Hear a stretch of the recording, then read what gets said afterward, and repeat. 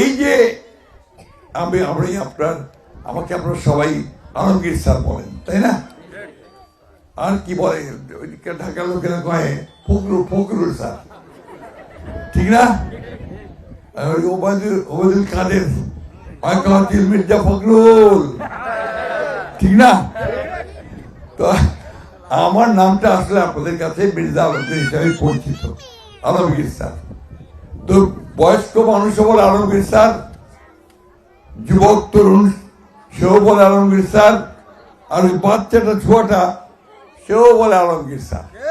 তা আমি আপনাদের সকলে আলমগীর স্যার। এই জন্য আমি অনেকদিন কলেজে পড়াইছি, শিক্ষকতা করছি। এই ঠাকুরের কলেজে আমাদের আপনাদের এখানে অনেকেই, এই মাসুদ আমার ছাত্র, ও আমার ছাত্র। আমার বয়স তো অনেক হয়েছে, কম না, 78 বছর বয়স। এই 78 বছর বয়সে আমি রাজনীতিটাই করছি বেশিরভাগ সময়, এবং গত 15 বছর আমি আপনাদের এইসব এলাকায় কম আসতে পারছি। কেন? যে আমি তখন বিএনপির মহাসচিবের দায়িত্ব পেয়েছিলাম, আমাদের ম্যাডাম অ্যারেস্ট ছিল, কারাগারে ছিল, আমাদের তারেক রহমান সাহেব বিরাতে নির্বাসিত ছিলেন।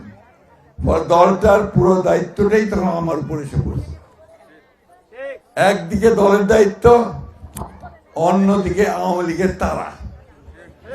এখানে যেমন আমার ছেলেগুলোকে সব পুলিশ তারা করছে, মিথ্যা মামলা দিছে, অ্যারেস্ট করছে, অনেককে ধান খেতে গাছের উপরে বাঁচাইছে পুলিশের হাত থেকে বাঁচার জন্য, তাই না?